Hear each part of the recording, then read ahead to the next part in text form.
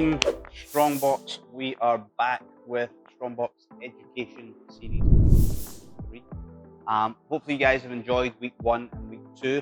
Again, always open for any more questions if you guys have them. Week number 3 is going to revolve around what we reference as the perfect strength ratios. Now, I put these as perfect strength ratios for someone that wants to operate in free and move themselves as far away from that capacity line as possible. Remember, week number 1. Or operate to their optimal performance. We don't want to see any one of these numbers override another one, else we'll know we have one dominant movement pattern or one dominant side, which then is obviously not going to let us perform as well as possible. So everything is going to be based around our deadlift. Okay? It should by far easily be the heaviest lift that we have. So if our deadlift is 100% of our lift, obviously deadlift from the floor, can be sumo, can be regular. Our back squat should be around about 80%. So now you guys are going to whip out your phone, you can start making that calculation. Is my back squat to deadlift a little bit closer or is it not?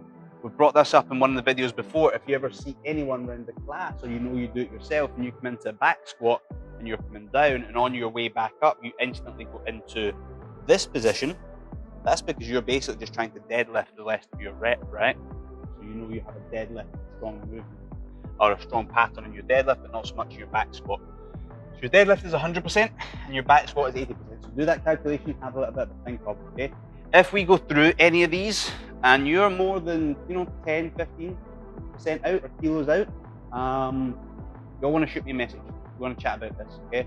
My goal is at the end of all these education series is that you can find something you know yourself you might have a problem with and you want to actually fix it, okay? We are here to help you fix that, okay? So, deadlift's 100%, back squat is 80%, then your front squat should be 68% of your deadlift. Calculators. Good. Front squat, again, a little bit harder than back squat because your bar is in the front rack. You get that core engagement a little bit more. Bar is forward of your center of gravity, so it's going to be a little bit harder to move. But again, 68% of your deadlift should be your front squat. Again, check that out, see what it is, write all these down, keep a note of them. You can send them to me, we can chat about it to see if any of them are way okay. If we then move on and we come on to a single leg pattern, okay? And it's super important, obviously, if we always take it from CrossFit or functional fitness, a lot of the time we are double leg athletes. Most of the time we're double leg athletes, right? We're always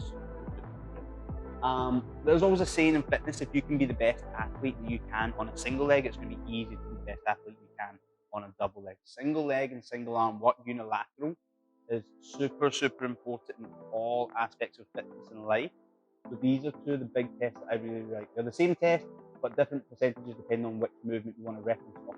So our front rack step up, so bar in the front rack, box sets up around about knee height. So obviously in CrossFit specifically, we always just jump to a male using a 24-inch box and a female using a 20-inch box. So what I want you to do is, if you're ever going to test this, is you're going to set the box up and add plates until you get to the height of your knee. Okay? I don't need you to come any higher than that. That's the range of motion we're looking to put you through. Okay? So if we're referencing it to your deadlift, it should be about 33% of your deadlift. So I'm sitting there, if I've got 200 kilo deadlift, I'm thinking, can I front rack step up 66 kilos? And can I do it for the same number of reps that I'm doing my deadlift? So again, if I have a 200 kilo deadlift and I'm doing 10 reps of it, could I do 66 kilos on the front rack step up? 10 reps. All these reps are equal. Got to think about that as well. Some of us might have these perfect numbers equally through that for a 1 rep max, but do we have it for a 10 rep max as well?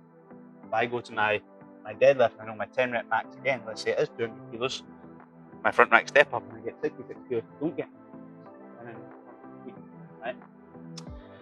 Or then I know my box step up is weak, single leg work. If you don't want to test that on deadlift and you're only testing it on back squat, it would be about 40% of your back squat. If we then move on to farmer's carry, so this is to see how your right versus your left balances out, how your grip strength is, how your core is, yeah? Your farmer's carry, you're going to take 50% of the weight from your deadlift, you'll get a grip test, and you're going to walk with it. So same idea, if 100% of my deadlift was 200 kilos for 5 reps, every repetition we count as 10 meters of farmer's carry. So I've done 5 repetitions up here, times 10 meters. I'm going to have to carry 50% of my deadlift for 50 meters. And I was deadlifting 200 kilos. So I'm going to have to pick up 100 kilos on my side. I'm going to have to walk for 50 meters to get that balance. Again, it's going to be a grip test for a lot of people.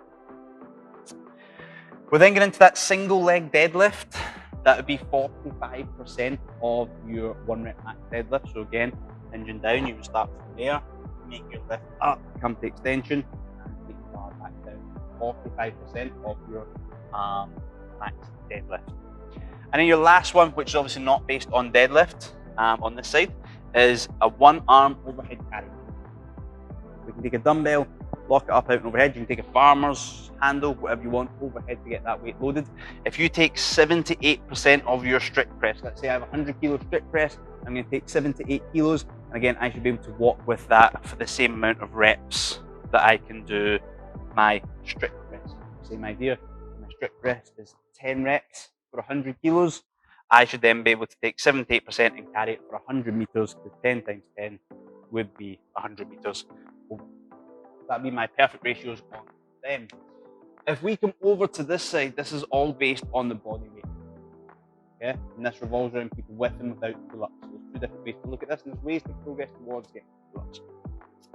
My 1-arm press overhead with a dumbbell should be 33% of my body weight. But I know that I weigh roughly about 90 kilos, so I should be able to press 30 kilos. I know personally for me, this is a weak one. Okay? My 1-arm high pull, however, I quite like the high pull movement. I know that I can rep out the 30 kilos reference to my body weight. Yeah? I like a pull, but I don't like that push. But these should, in essence, be equal. So I know that I have a pressing.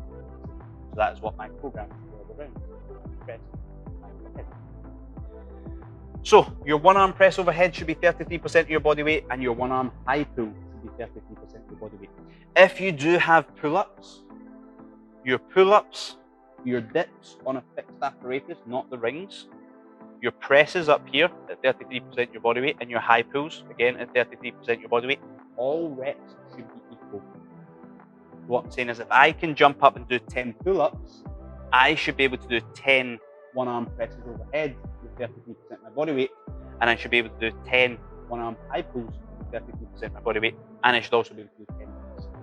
That's usually a ratio that is wildly out. Okay, so that's one of the ones you can definitely test when we get back to the gym, or if you have a dumbbell that you get it tested, let me know how it goes, because usually that's the one. Okay. If we have no pull-ups, we want to work to about 40% body weight press and a 50% body weight pull. Okay. That's going to help us get closer and closer to being able to do these pull-ups.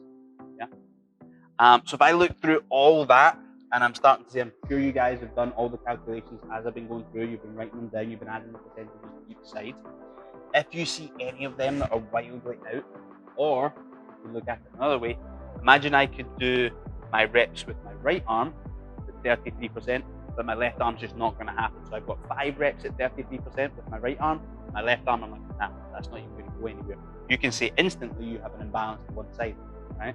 So this isn't just, based off my deadlift for lower body exercises, but I can now think about right versus left. That can also go down to the single leg work down here, on step ups, on the farmer's carry, on the single leg deadlift. If we have any side that's over dominating one other, again, because as far away from pain free as possible and close to maximum performance as possible, we want to balance all these out. Okay? So if you're doing these tests, if you're in some of the Q at home groups and you're going through these tests, the ones that I've put in, the biofeedback test, overhead press test, blah blah blah, you want to be noting these. We want to kind of spend some time to finish them off. You can now take this video, when we come back to the gym, you can spend 30 minutes, whatever, and start to work into these. What I would do is, you probably know your deadlift, your back squat, and your front squat. So maybe one day you want to come in and test your front rack step up with maybe your 1-arm press, right? And give yourself a good time between. I don't want you to fatigue when you go into these tests. I'd rather you've done them before class than after class, right? Just pick 2 tests, do them one day. Next time, do another 2 tests. Next week, I'd like these tests to go out over 4, 5, 6, 7, 8, 9, 10 days, as long as you can take them, so that we're not doing any of them under the vegan test of what we're capable of. So you come in through all these tests. Any ones that you have a question on, you're going to send me a message, and we're going to try and look at them to see if we have any imbalances. I can tell you right now, I know my left arm, as I said up here, pressing is terrible compared to my right arm pressing. My pressing in general is just very poor. So I then focus all my ability, my training, or most of it, towards improving my press. Right? That's going to give me more of a balance in my body. And if I can press better, I'm going to have, as I said, more balance, but then better performance. And I'm going to be further away from being in pain, because I don't have to. So again, go through all these percentages of the ones that you do know. Anyone that you've got to wait to get to the gym with, message me. I can send you a screenshot of all the numbers that I have here, or you can screenshot the video. Take them with you into the gym. Take 4, 5, 6 days. Do all the tests. See if anything's wildly out. We're talking 10%. If anything's 10% out, we should be looking at this. Okay. You come to me. Come to any of the coaches. We're going to discuss how to get rid of that balance. Keep checking in. Make sure that's all good. As always, any questions? Whatever you want to do on here or WhatsApp, I'll answer them as best I can. I hope we're going to see you guys very, very soon. But for week 3, that's us.